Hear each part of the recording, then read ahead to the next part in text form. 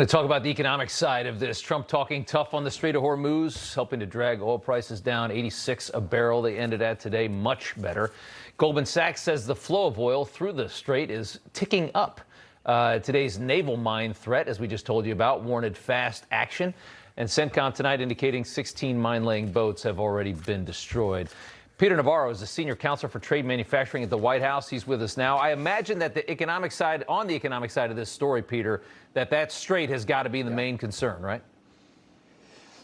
Rob, I want to explain the Iran terror premium. When President Trump says that after this is over, we get the other side of it, oil prices will not only go back down to the $60 range, they'll be lower over time. Caroline Levitt said the same thing today. Yeah. What they mean is this, Rob, for over 45 years, because of the geopolitical risk associated with Iran's terror, with its terror through proxies like Hamas, Hezbollah, and the Houthis, what that has done, and there's well-documented studies on this, is effectively raise the price of a barrel of oil $5 to $15 above what otherwise market conditions would dictate, from pure geopolitical risk associated with Iran. Right. And it's cost over these 45 years something like $10 trillion of slower GDP growth. So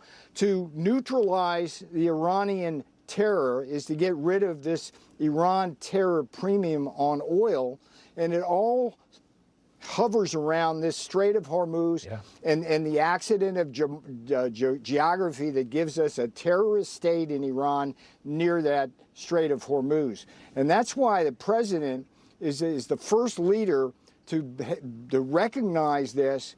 And it's not just that there's an imminent national security threat because of the ballistic missiles and the nukes that Iran has. Yeah.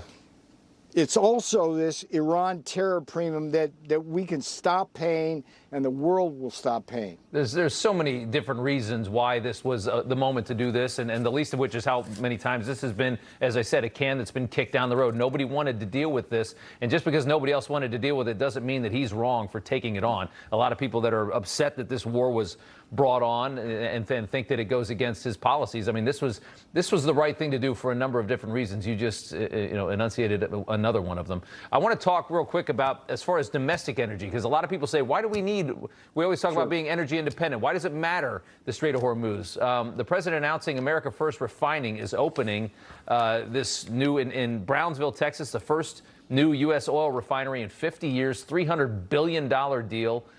Saying the biggest in history, massive win for American workers, energy, and the great people of South Texas. Tell us about what this will do, and tell us why it matters what's happening in the Strait of Hormuz if we have so much oil in the U.S.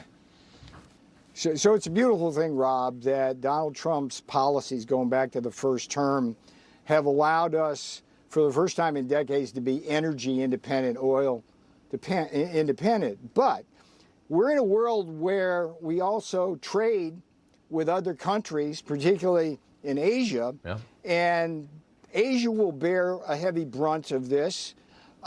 Europe will bear a heavy brunt. They have been, and if we can solve the problem, it will help our global economy and us as the world kind of flows with all its trade. So, sure, we will and can be energy independent. But as usual, the boss is playing three-dimensional chess and understands that basically having a good global oil market that isn't subject to the Iran terror premium is really the key to global prosperity. Remember, I told you, Ron, Rob, it's $10 trillion they've already extracted from the global economy in terms of gross domestic product drag. That's got to stop. Yeah. I want to get to one final thing before I let you go. We had the jobs report last week. It was rather ugly for the month of February. Yes. And just to remind people, this was a month where half the country was frozen in ice and snow for about the first 2 or 3 weeks of that month. What happened last month? How do you explain that? Yeah, well, look, I noticed a pattern in the legacy media. They're consistently misreading the actual reports. If they looked at that actual report, the numbers are totally driven by a healthcare strike and cold weather. And when you look at the average of jobs created over January and February, It's exactly what we need for steady state unemployment rate to hold. And there was great news underneath that report, as we've seen in other reports, that the manufacturing sector is strong. We continually swap these private sector, more productive, higher wage jobs for government sector jobs. Wages are rising. Yeah. So it's good that we can talk about this, because I want your viewers to understand that the fundamental underlying Trump economy is very strong.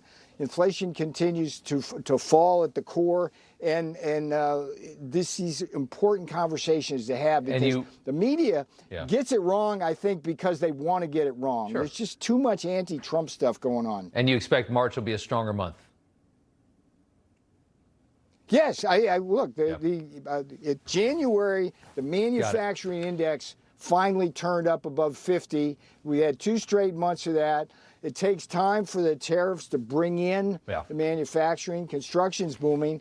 It's a fundamentally sound economy. I wish Congress would get their friggin' act together and stop doing these shutdowns and things like that. Yeah. We don't need that. But it's like you can wish for things that you're never going to get, brother. Yeah, I hear you. Peter Navarro, good to see you. Thanks, buddy. Appreciate it. Always a pleasure, Rob. Love talking economics with you, brother. All right. Me too. All right. You know, everybody's reporting the same stories, the same spin. You turn the channel, it's always the same. But not us. We're different. We report the real news. No spin, just the facts. Turn to us, and you won't turn back. Tune in to Rob Schmitt Tonight on Newsmax.